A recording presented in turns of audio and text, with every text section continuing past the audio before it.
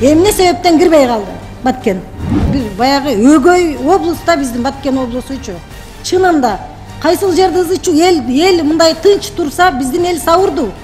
Эл ушундай кече октун арасында турганда да унчукпай турду. Мен барып өз көзүм менен көрдүм. Бүгүнкү күндө эми могу чек ара маселеси көйгөйлүү болуп турган учурда эмне үчүн Баткен облусу кирбей калды, ушуга жооп берди. Маргун айыл өкмөтү бар. Абдан жакшы билесиңер. Какыраган жөн эле Марска келгендей болуп каласың ал жерде. Бир тамчы суу жок. Эл азыр көчүп кетүүгө мажбур болуп отурат да. Бүт прочий расходы. Мына мисалы эми 1 миллионго жакын эле поездкага кетип калып атат да. Мына консультанттарга эми бул чай чамегинен эле баары 15 миллионду. Кагаз-пагазыңардын баары менен 15 миллион болуп атат да. Бул биз ушинтип жүрүп мамлекет өнүкпөй келатат бизде.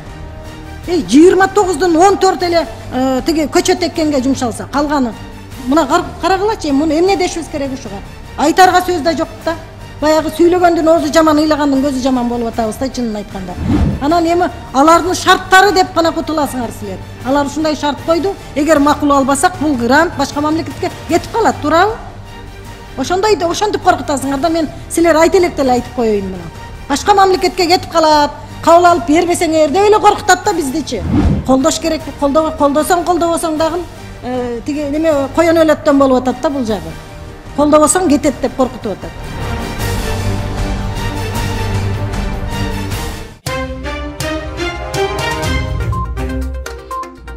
Нурлан Турганбекович, муну бул 7 жылга пландаштырылган грант бул. Бириккен Улуттар уюму. Жашыл климаттык фонд менен министрлер кабинетинин ортосундагы келишим. Бул толугу дароо, урматтуу Камил Абдыразактын дароо белгилеп кеткибиз келет. Бул толугу менен грант, бул жерде бир тыйында насыялык акча жок. Албетте. Эми баягы грант деп эле баягы эффективдүү эмес колдонуу, бул баягы Кудайга жакпаган иш да. Анан эми бул жерде ал проекттин албетте сырткы биздин донорлор дейбизби, өнөктөштөр дейбизби, булардын өзүнүн шарттары болот. Шарттары болгон учурда дагы министрлер кабинети кичине ошондой переговор учурунда жанагы иштин эми бул токойлорду өндүрүү деп атат. Максат ошол да. Токой жаратуу, токойлуу жерде дагы токойлорду өзүңөр айткандай токойдун ичинде токой дегендей. Эмне үчүн бул жерде эми силер үч эле кимдин сунушу болуп атат бул? Үч эле пилотный болуп, үч эле облус кириптир. Эмне үчүн башка облустардан маанилүү эмес? Баткен облусу абдан маанилүү болчу. Мен колдомокмун, бирок Баткен облусун кошпой коюпсуңар да, ушул жерден ойлонууга туура келип атат. Себеби өтө маанилүү Баткен облусу. Бүгүнкү күндө эми могу чек ара маселеси көйгөйлүү болуп турган учурда эмне үчүн Баткен облусу кирбей калды, ушуга жооп берип койгула. Урматтуу Камил Абдыразактан Нурлан Аскаралиевич менен бирге биз Баткенде чоңойгонбуз. Чынында эле бир баягы абдан мындай бир Баткен зонасына өзгөчө ушул токой маселеси аябай курчтурат, туура маселе көтөрүлүп атат. Бирок 2015-жылдан бери келишимдерге ылайык азыркы учурда ушул грантта ушул 4 район каралып калган экен. Ушу каралып калган экен деп кутулуп кетет да, бир баягы өгөй облуста биздин Баткен облусучу.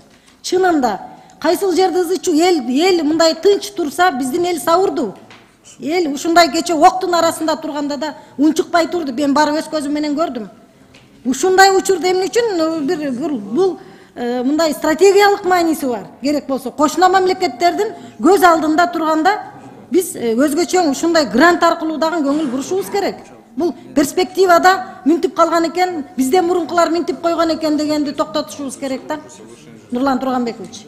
Эмне үчүн Баткен облусу кирбей калган деген маселени төгөрөгүндө биз эми муну кайтарып ийсек да болот азыр. Мен мисалы макул эмесмин. Биз облустардын эң маанилүү, маанисиз кайсыл жактан кыйынчылыктарга эгедер, саясий жактан кандай колдоого муктаж, облустарды биринчи киргизишибиз керек да. Кайсы критерий менен тандалып калды бул облустар? Кана кимиңер жооп бересиңер? Кайсы критерий?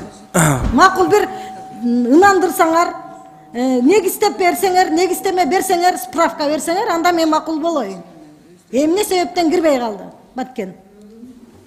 Саламатсыздарбы, урматтуу Данияр Эрмекович, урматтуу Камил Абдыразаковна. Бул чындыгында негизинен критерийлер бул өзгөн менен сузактын алынып аткан себеби жана жер көчкүлөр жүрүп, ошонун негизинен алынып атат. Мен байка билишимче бул 2015-17 жылдары тандалынып алынган экен.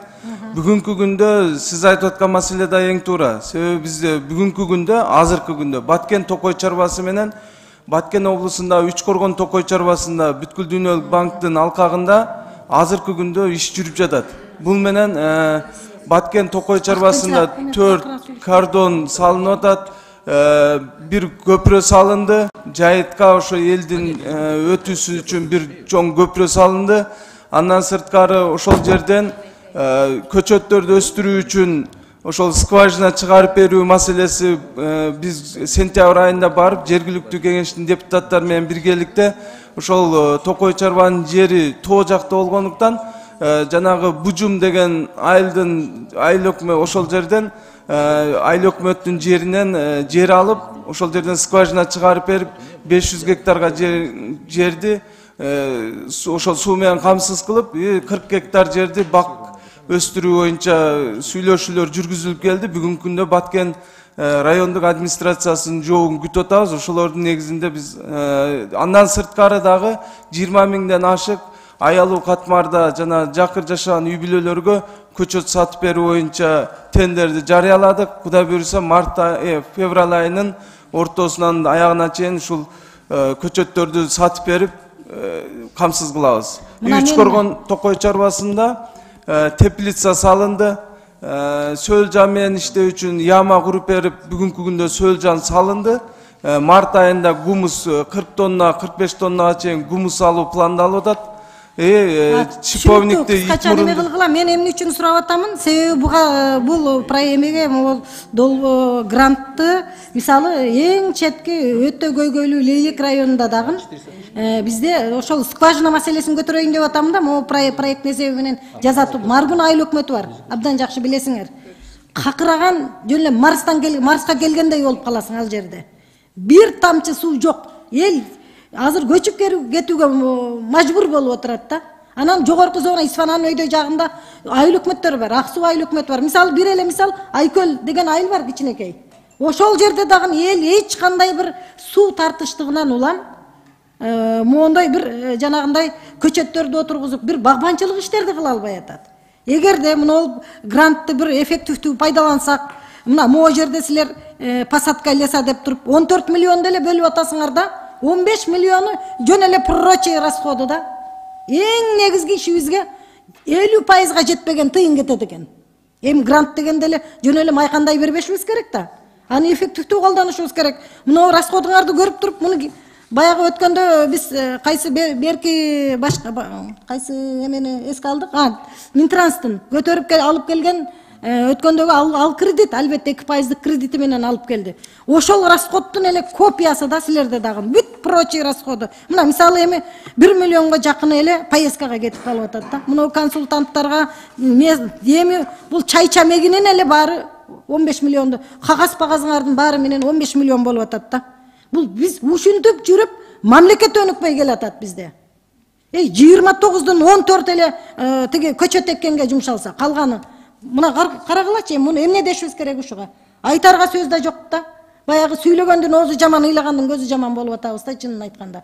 Анан эми Баткенде көчкү боюнча, маселеси боюнча, албетте силер азыр ошчалап айтып атасыңар жанагы критерийди. Баткен облусунда деле көчкү боло турган, коркунучта турган, Лейлекте коркунучта турган жерлерибиз бар. Мисалы, Сүлүктүн алып көрөлү, мына могу жерде Лейлектин балдары отурат.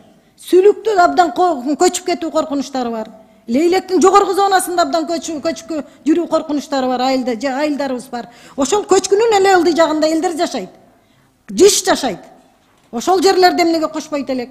Мына ушуну бул эми мындай нонсенс да. Мына булардын өздөрүнүн шарттарын коюп алып эле мына 2 миллионго жакыны зарплата эксперттерге деп берип атат. Ушинтип отуруп эле биз негизги жасай турган жумушубузга тыйын кетпей атат да. Анан эми алардын шарттары деп гана кутуласыңар силер. Алар ушундай шарт койду. Эгер макул албасак, бул грант башка мамлекетке кетип калат, туурабы? Ошентип коркутасыңар да, мен силер айта электе эле айтып коеюн муну. Башка мамлекетке кетип калат, кабыл алып бербесеңер деп эле коркутат да биздичи. Как будто биз жогорку кеңеш, мына бизде жогорку кеңеште тиги биз немебиз, акыбалыбыз белгилүү эле болуп турат. Эми аны айтсаң дагы жазуу ийет, аны айтпай эле коеюн. Элементарный нерселерибиз жок деп айтсаң. Аны айтпай эле коеюн, бул гранттын дагы эми биз бир эффективдүү пайдаланганды үйрөнөлү. Эми мына жетекчилер отурасыңар, орун басар. Силер баягы айыл чарба саясатын жүргүзө турган кишилер отурасыңар. Ошон үчүн мен билбейм, бул колдош керек. Колдосоң колдобосоң дагы тиги неме коен өлөттөн болуп атат да бул жагы. Колдобосоң кетет деп коркутуп атат. Ошон үчүн ушуну эске алсаңар. Урматтуу Камила Абдыразаковна, сиз жанагы суу ирригация, биринчи маселеңиз ирригация маселесин көтөрдүңүз. Быйыл 2022 жылы миллиард сомдон ашык биринчи жолу ушул атайын акча бөлүнүп атат суу чарба агенттигине. Анан азыркы убакта жана сиз айткан суу маселеси ошол арка 1, арка 2де сиз айткан айыл өкмөттөрдө, анан өзгөчө Самаркандык айыл өкмөтүнө ошол эле Көкташта бул аябай чоң проблема. Бирок азыркы убакта ошо скважиналар чыгаруу боюнча иш жүрүп атат. Андан сырткары жана каналдар боюнча да иш жүрүп атат. Ал эми сиз айткан жанагы маселелердин баарын тең биз эске алабыз. Бул макулдашууга эле келип атат. Ратификацияга чейин алып келгенге чейин сиздердин сунуштарыңыздарды эске алып, сиз айткандай ошол токой маданияттарын өткөрүүгө отургузууга басым кылып, башка беренелерди кыскартууга биздин өнөктөштөр менен биз сүйлөшөбүз. Рахмат. Эске алабыз. Көчөт алганга жардам алсак болобу ушудан? Мисалы, биздин Лейлек районунда мен сухофруктуну өнүктүрүүнү саясатын өзгөртөлү деп атамын да. Себеби жыл сайын өрүк болбой калып атат бизде. Анан эми айтып атам, давайте сухофруктун башка адырларыбыз жатат. Тамчылатып сугаруунун жолдорун үйрөтүп атабыз. Багбандарды алып барып Туркияга окуттук. Мына биринчи этап. Мен өзүм да абдан ошого катуу киришип атам. Анан жанагы жаңактын азыр $3 сатат экен түрктөр. Жаңак көчөтүн сатып алсак, фисташки, дагы эмне бүт баарын ушуну көчөттөр сатып алууну ушул жака киргизсеңер болобу? Камила Абдыразакова, районду пилотный кылып алалы. Камила Абдыразакова аябай жакшы маселе көтөрүп атасыз. Бир гана талап биз бул жерде биздин кыргызстандык көчөт өндүрүүчүлөрдөн көчөттөрүн алууну гана ушул долбоорду каралып атат. Биздин ушул ата мекендик көчөт өндүрүүчүлөрдү колдоо максатында чет элден баягы көчөт алуу каралган эмес.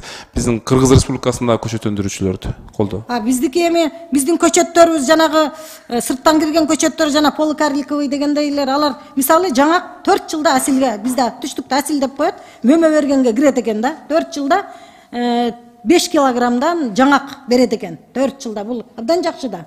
Ошондой көчөттөр болсо өзүбүздүкүн албетте өзүбүздүкүн алат элек. Биздики мисалы канча жылда мөмө бергенге кирет биздин өсүм. Жаңак, ошол эле бадам, ошол эле фисташкилер болобу, көчөт барбы бизде ата мекендик?